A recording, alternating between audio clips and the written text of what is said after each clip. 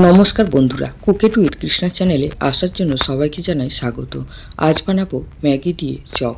তো ম্যাগি দিয়ে চপ বানাতে আগে মশলাটা রেডি করে নেব। একটা পেঁয়াজকে মিহি করে কুচি করে নেব, তারপরে 3 থেকে 4টি কাঁচা লঙ্কা কুচি করে নেব, আর 1 চামচের মতো আদা রসুন গ্রেট করে নেব। এরপরে ম্যাগিটাকে প্যাকেটের মধ্যে রেখে একটা নোড়া দিয়ে আমি গুঁড়ো করে নেব। এরপরে গ্যাস জ্বালিয়ে একটা কড়া বসিয়ে তাতে দিয়ে দেব অল্প একটু সর্ষের তেল 2 চামচের মতো। তারপরে দেব গোটা জিরে তেজপাতার ফোড়ন দিয়ে যে মশলাটা করে রেখেছিলাম সেই মশলাটা দিয়ে দেব। এরপরে দেব 1 চামচ জিরে গুঁড়ো, 1 চামচ ধনে গুঁড়ো, আর দেব 1 চামচ হলুদ গুঁড়ো। আমার যেরকম প্রয়োজন আমি সেই হিসাবেই ছোটো চামচের 1 চামচ দিলাম। আপনারা যদি বেশি করেন বেশি দেবেন, আর যদি কম করেন তাহলে পরিমাণ মতো কম করেই দেবেন মশলাটা। এরপরে আগে থাকতে সেদ্ধ করে রাখা আলুটাকে আমি ভালো করে ম্যাশ করে রেখেছিলাম। মশলার মধ্যে আলুটাকে দিয়ে ভালো করে এইভাবে নেড়ে চেড়ে কষিয়ে নেব।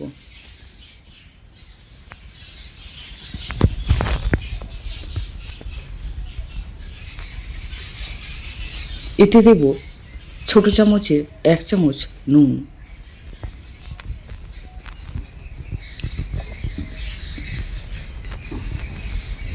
এরপরে অল্প একটু চিনি দিয়ে দেব। চিনি দিলে টেস্টের ব্যালেন্সটা দারুণ হয়।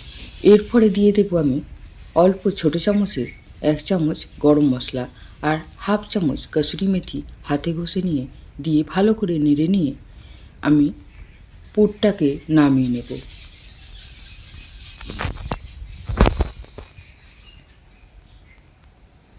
এরপরে যে ম্যাগিটাকে আমি নোড়া দিয়ে ভেঙে রেখেছিলাম একটা প্লেটের মধ্যে ঢেলে নিলাম। পুরটাকে একটা থালার মধ্যে ঢেলে ঠান্ডা করে নিয়ে একটু হাতের মুঠোর মতো করে নিলাম, একটু লম্বাটে শেপ দিয়ে নিলাম। এরপরে একটা বাটিতে 3 চামচের মতো ময়দা জল দিয়ে গুলে নিয়েছি। অল্প জল দিয়ে ঘন করে গুলে নিয়ে আলুর পুরগুলো যে হাতে শেপ দিয়ে নিয়েছিলাম তার থেকে একটা নিয়ে আমি ময়দার গোলার মধ্যে চুবিয়ে নিয়ে এদিকে ম্যাগি যে গুঁড়ো করে রেখেছিলাম তার মধ্যে ভালো করে দিয়ে ঘুরিয়ে নিয়ে বেশ করে কোট করে নিলাম। চতুর্দিকে যাতে ম্যাগির গুঁড়োটা লাগে সেইটা ভালো করে লাগিয়ে নিলাম।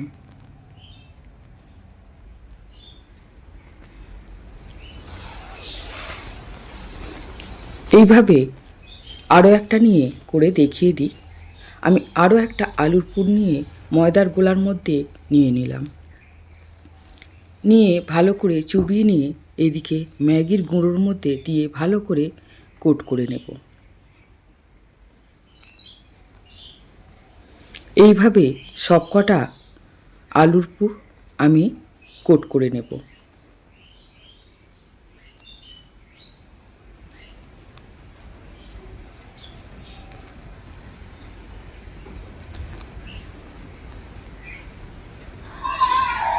এরপরে গ্যাস জ্বালিয়ে একটা কড়া বসিয়ে বেশ খানিকটা সাদা তেল দিয়ে আমি যে আলুর পুরগুলো ম্যাগিতে দিয়ে কোট করে রেখেছিলাম সেইগুলো ভালো করে ভেজে নেব।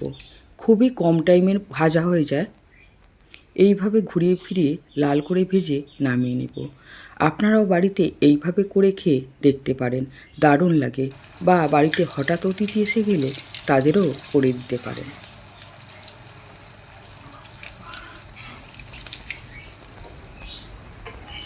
আমার এই ম্যাগির চপ বানানো যদি আপনাদের ভালো লাগে আমার চ্যানেলে একটা সাবস্ক্রাইব করে দেবেন, লাইক করবেন, কমেন্ট করে জানাবেন। আমার তাহলে বেশ ভালো লাগবে। দয়া করে ভিডিওটা পুরো দেখবেন।